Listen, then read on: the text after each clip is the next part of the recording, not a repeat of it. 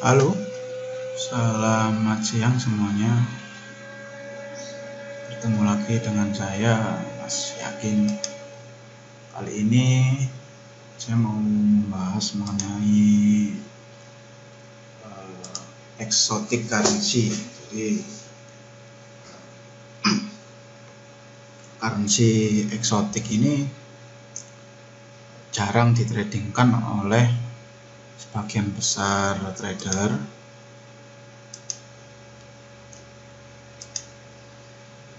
Di rata-rata trader-trader yang pro walaupun yang beginner atau intermediate itu mengambilnya di major atau prosper, minor, pair. Kalau exotic currency atau exotic pair ini jarang sekali ya. Jadi beberapa trader aja yang biasanya trading di exotic currency atau exotic pair.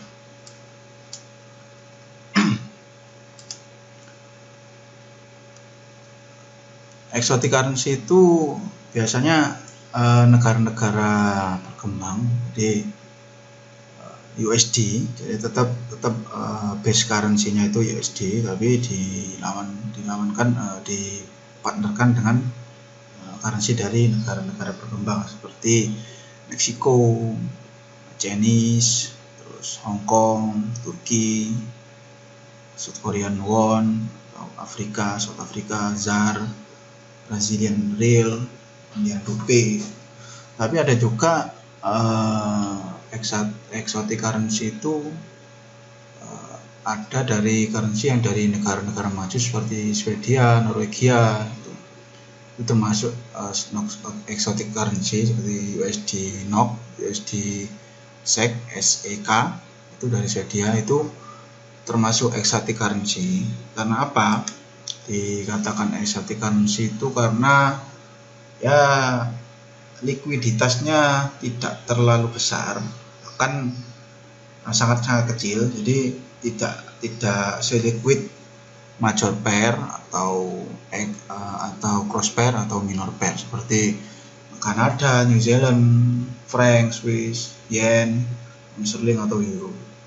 Jadi negara-negara yang uangnya, currency-nya tidak diperdagangkan di dunia internasional itu dinamakan exotic currency. Jadi minim perdagangan di dunia internasional. Ini seperti saya trading di USD Meksiko, Mexican peso, sama USD ZAR RAN. Lotnya kecil-kecil aja, 0,01 lot.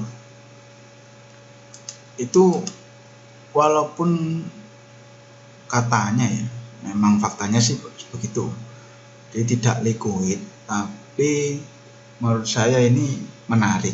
Soalnya kenapa? Range-nya itu lebih besar daripada currency atau pair di major. Bahkan likuidasinya likuiditasnya itu sama dengan emas. Emas di sini kita asumsikan daily ATR-nya atau average to range dalam ini saya set 34 hari. Itu rata-rata 217 pip per hari rata-rata. Jadi atas open low-nya per hari itu 217, ini 2176 ini dalam bentuk poin. Jadi kalau dikonversikan di pips itu 217 pips. Sama dengan ZAR di sini, USD ZAR itu 210 pips. Jadi hampir sama lah, 11-12 sama emas. Terus di sini Meksiko ini ada 1600 poin atau 161 pip. Tapi yang membedakan di sini selain likuiditasnya itu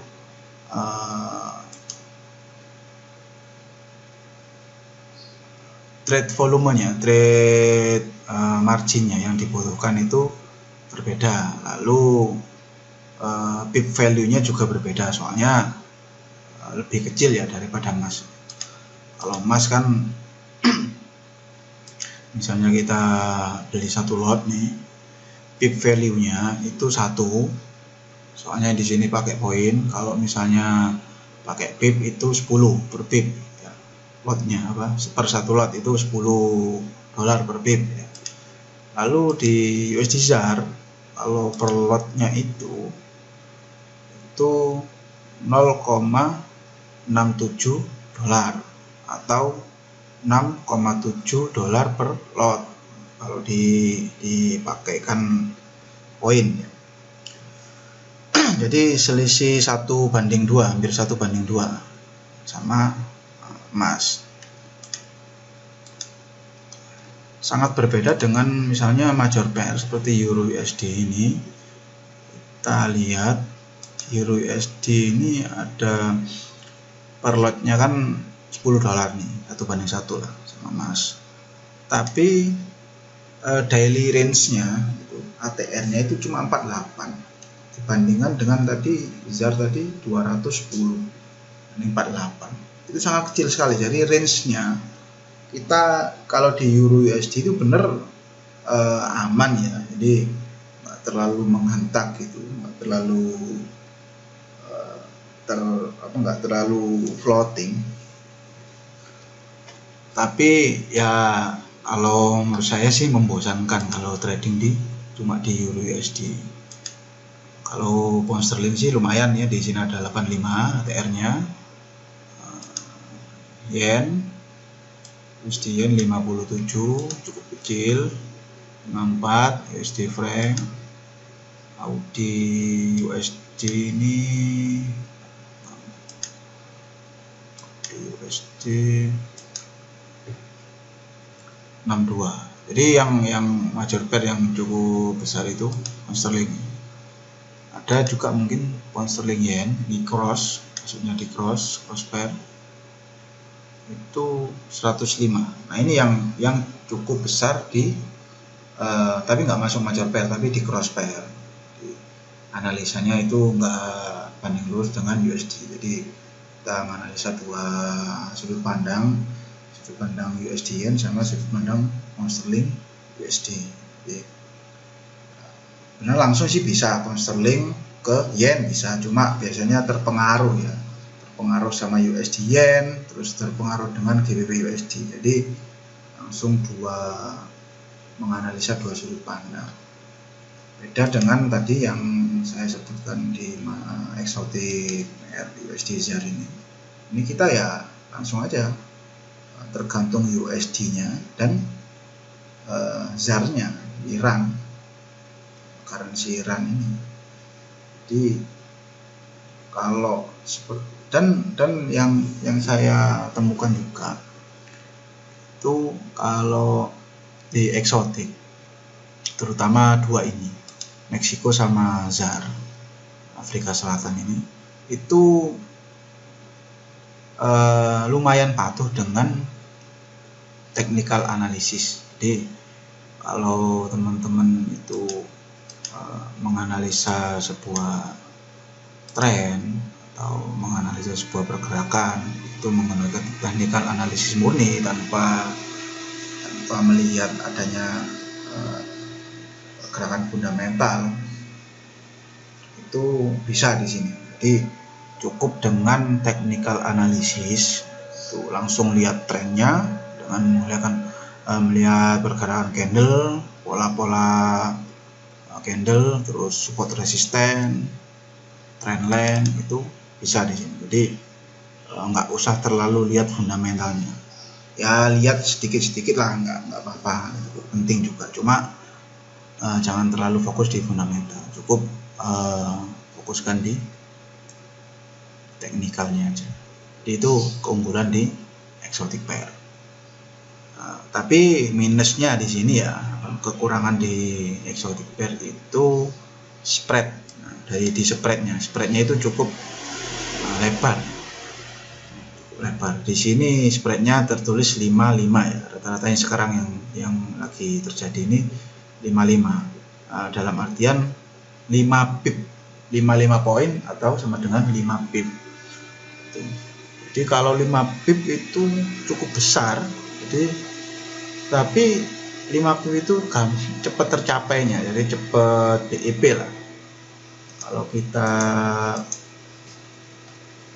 lihat di bit as lainnya, ini ketebalannya segini, di H1 ketebalannya segini ya, sebenarnya nggak terlalu lebar-lebar banget dibandingkan dengan kalau euro terlalu tipis ya. Euro ini 0, bahkan 0 ini, 0, nggak ada spread. Dibandingkan dengan pound sterling USD itu, nah ini sama sih 0 nih, biasanya sih 0, ya 0,2 0,3 impor sih. Jadi ketebalan spreadnya ini hampir nggak ada, bukan nggak kelihatan dibandingkan dengan pound sterling yen. Itu pound sterling yen pip ini lumayan, ini 0,7 0,8. Kalau dilihat nggak kelihatan, tipis banget.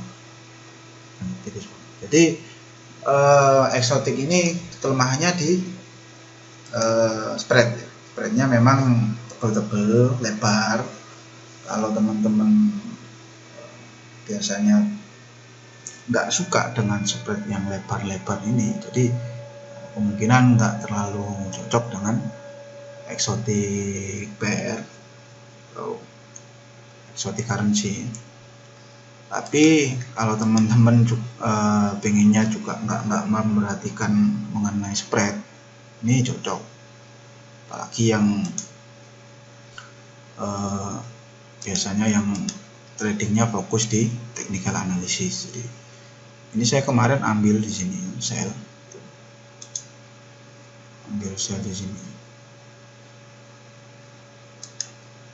Nih, ambil sell di sini 0,3 lot.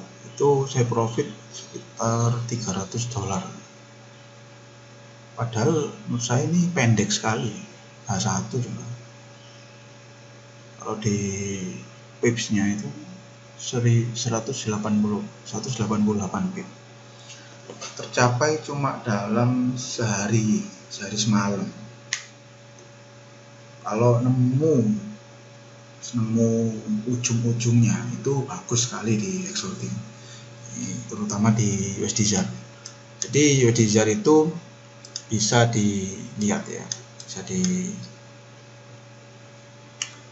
kalau bahasa Jawa ditengeri.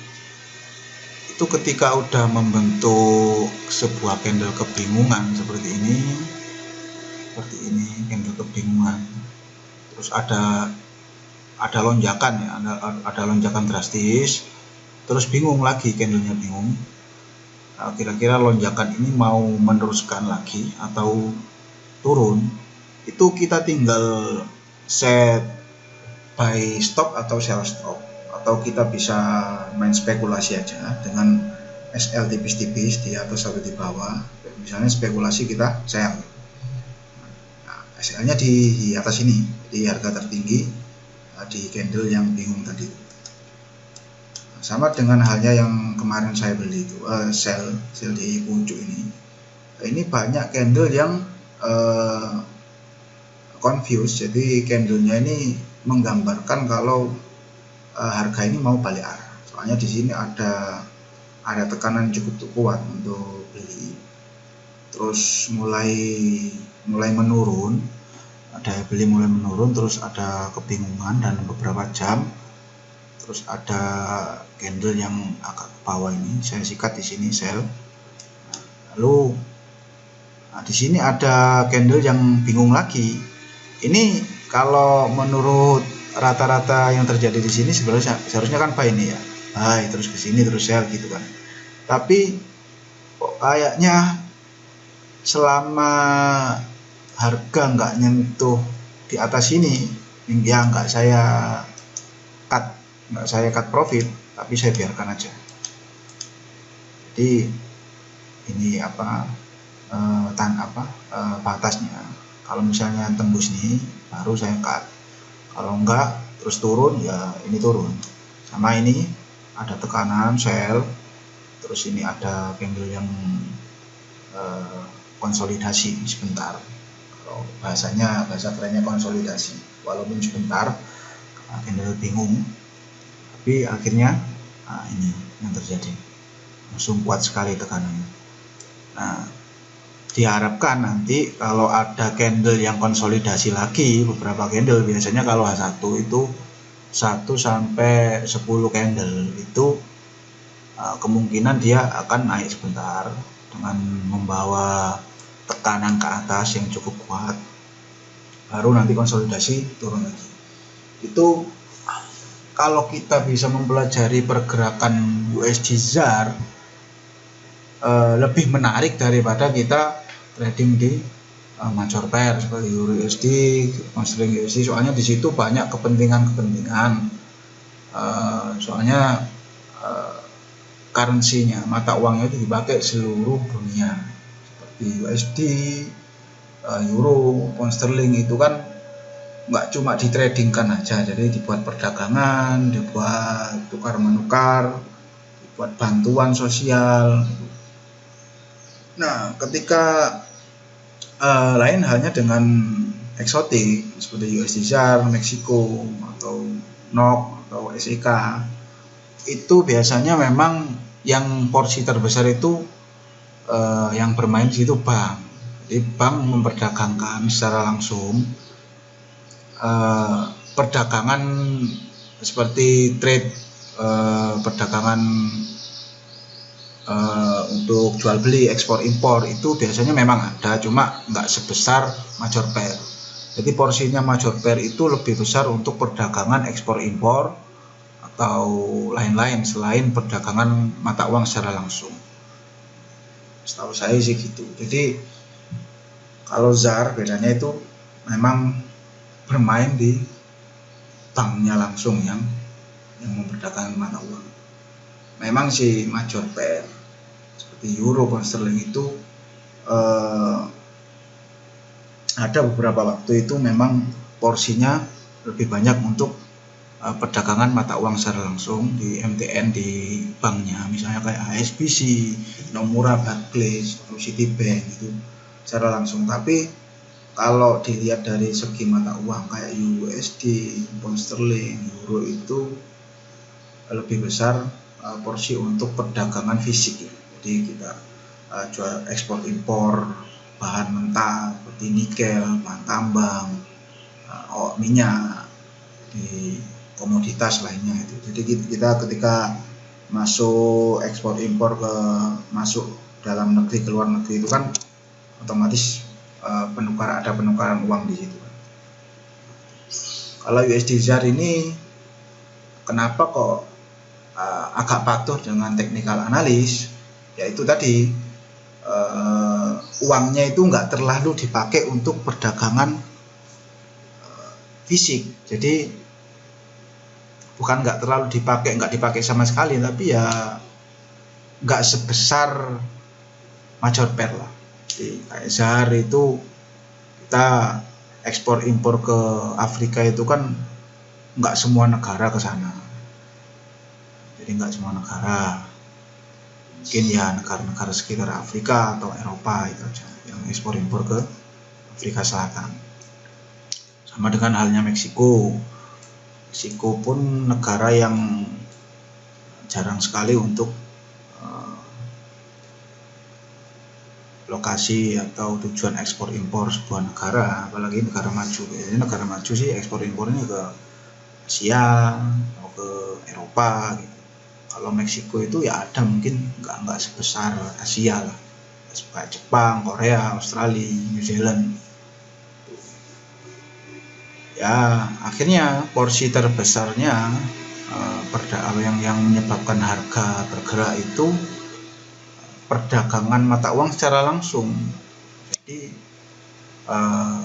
bank atau big boy yang di belakang layar itu, yang di dalam bank-bank besar itu mentradingkan mata uang seperti USD ZAR, USD Meksiko atau NOK, Denmark itu secara langsung. Jadi pergerakan pun otomatis dipengaruhi oleh analisa dari analis di bank tersebut. Jadi, biasanya analis perbankan atau analis para big boy, bahasanya itu big boy, itu menggunakan teknikal atau fundamental. Kalau ada chart di dalam perbankan, di back office-nya itu kita nggak tahu, itu biasanya menganalisa pergerakan mata uang secara langsung. Dan ketika mereka mempunyai analisa yang tepat, otomatis mereka masuk di situ dalam jumlah yang sangat besar, dan itu mempengaruhi pergerakan mata uang walaupun 10 pip, 20 pip, 5 pip itu mempengaruhi. Tapi kalau semuanya kompak, perbankan bank-bank besar itu, misalnya ZAR nih, kita mau beli ZAR dalam jumlah besar untuk hedging atau untuk simpanan, dijual ketika ZAR udah mahal, itu kan bisa secara langsung. Jadi bank itu bermain mata uang secara langsung itu caranya. Dan mengapa pergerakan ZAR atau Meksiko itu kayak gini, jadi kayak tajam-tajam ini ya, soalnya nggak langsung dipengaruhi dengan perdagangan fisik. Perdagangan fisik ini nggak besar porsinya di sini. Jadi yang mempengaruhi pergerakan mata uang eksotik ini itu tadi transaksi di perbankan, transaksi mata uang di perbankan. Di hedge fund dunia itu ada di dalam sini. Karena mata uang eksotik ini nggak terlalu liquid ya, jadi jumlah yang beredar di dunia ini nggak sebesar mata uang mayor seperti euro, pound sterling ini, makanya gampang digerakkan. Jadi gini, ketika mata uang eksotik itu, ketika kita misalnya kita punya uang 1 triliun rupiah atau 100 miliar dolar, itu mungkin bisa menggerakkan sebagian mata uang eksotik itu dengan ini ya, jumlah yang sangat besar. Jadi pergerakannya cukup besar di situ. Tapi lain lagi dengan kalau kita masuk di mata uang major pair, masuk di euro misalnya, kita beli euro 100 miliar dolar, mungkin pergerakannya nggak selebar atau nggak sebesar eksotik yang kita beli. Jadi makanya likuiditasnya itu lebih besar, mayor. Makanya sekarang itu mayor pair, cross pair itu agak susah sekali diprediksi apalagi ketika mengalami sideways yang cukup panjang.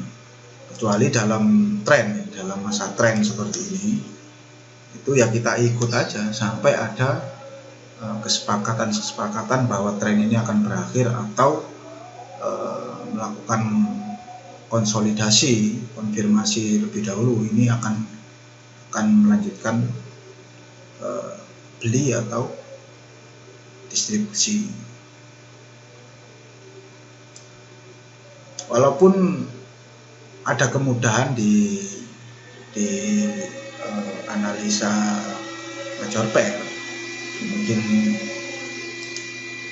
kita gampang dalam menganalisa sebuah tren, tapi di situ ya kembali lagi range-nya itu nggak terlalu lebar, range-nya nggak terlalu besar. Jadi kita untuk mengambil sebuah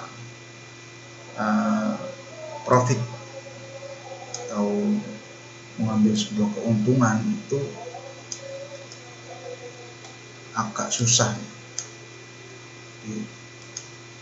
Ya kembali lagi lah, namanya high risk high return. Kalau kita tidak mau resiko yang tinggi itu boleh ke major pair. Tapi kalau kita suka dengan tantangan itu bisa coba ke exotic pair atau exotic currency. Ya, itu penjelasan dari saya. Nanti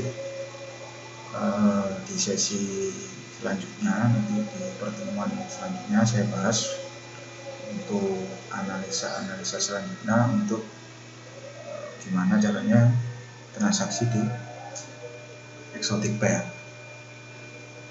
cara trading di exotic pair. Jadi lebih lanjut nanti saya upload lagi di YouTube untuk membahas ini. Sekian dari saya, terima kasih. Selamat siang. Wassalamualaikum warahmatullahi wabarakatuh.